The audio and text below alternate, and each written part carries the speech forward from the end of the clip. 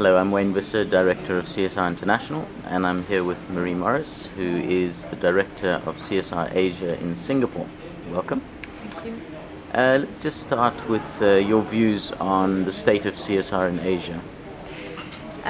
We've seen at CSR Asia, we've seen a tremendous increase of interest around CSR and sustainability in the last 5 years, sort of arguably depending on sort of which markets you look at in Asia. But overall, a big push for CSR. Specific initiatives, one that we would like to highlight is around the stock exchange. Stock exchange is pushing for the public listed members to start disclosing on CSR. We've been working with Bursa Malaysia for the last 2 or 3 years, and they really sort of it's now mandatory for the public listed members companies to report on CSR.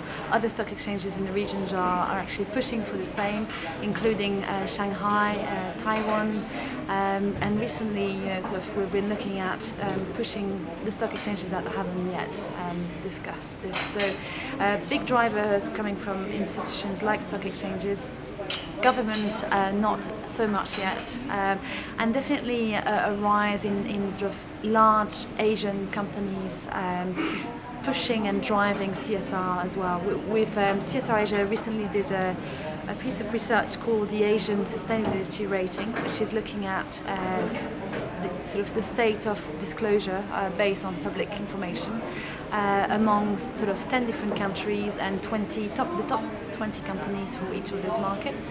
And what's really interesting is that coming top of that list are actually Asian companies, and particularly Chinese companies, who are now state of the art in terms of CSR reporting and CSR practices. So a big shift, I think, from traditional multinational working in Asia towards large local companies, Asian local companies.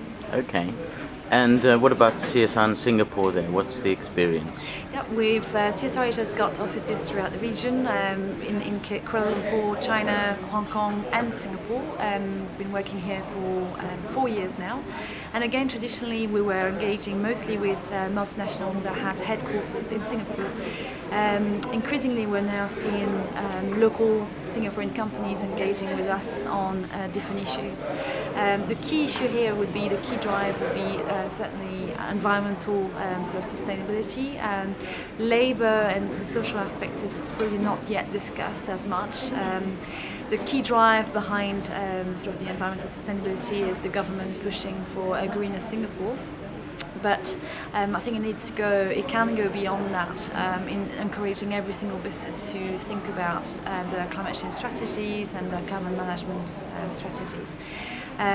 Key companies would be from the key sector, sort of real estate, property developments in Singapore.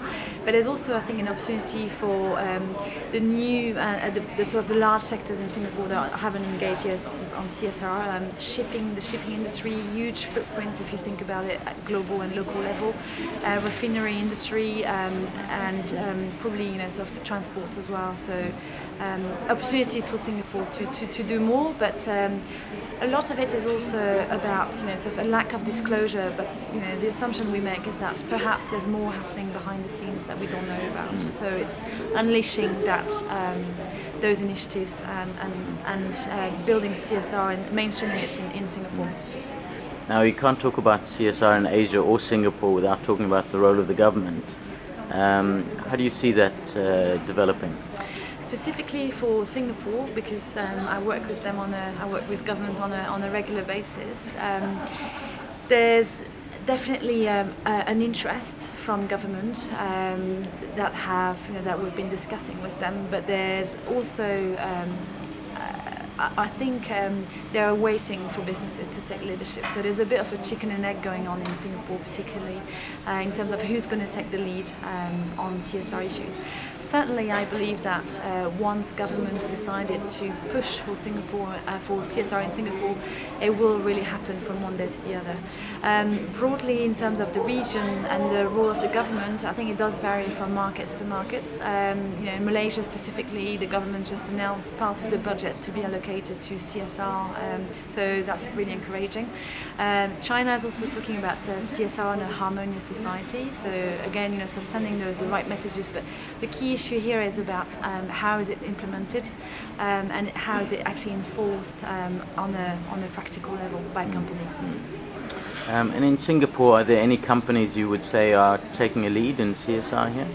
Well, we know about CDL, which is City Development Limited, clearly one of the leaders. In fact, they come top of our sort of research that I was mentioning earlier, the Asian Sustainability Rating. In terms of other companies, we work with a range of sort of real estate property developers, sort of supermarkets, banks as well. So there's other companies as well, sort of who have started on the CSR journey. I could name maybe Capital Land as part of that. SPC, Singapore Petroleum Company, is another one. Fair Price and TUC Fair Price as well. So a wide range of companies engaging in different sectors. But what we need to see is sort of leaders for each of the sectors driving and mainstreaming the issues with their peers.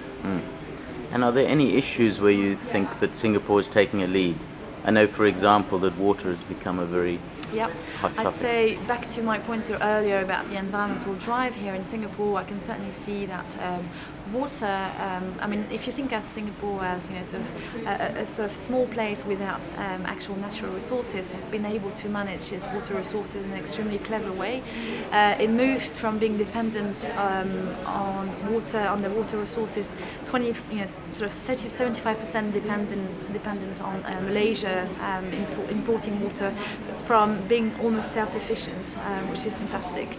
And aligned to this, I think other sort of environmental resources, there's a big push for companies to be looking at this water, but also perhaps sort of carbon management in the near future. So are you hopeful about the future of CSR in Singapore? Absolutely. Otherwise I wouldn't be here. So hopeful in the sense that we can see more and more local companies taking part and engaging in the dialogue. We see more and more events, more and more companies talking to each other. But ultimately it has to be a case of sort of a government push as well as leadership from businesses, especially those operating at international level who will have to integrate some CSR constraints as they develop sort of further their markets. Thank you very much.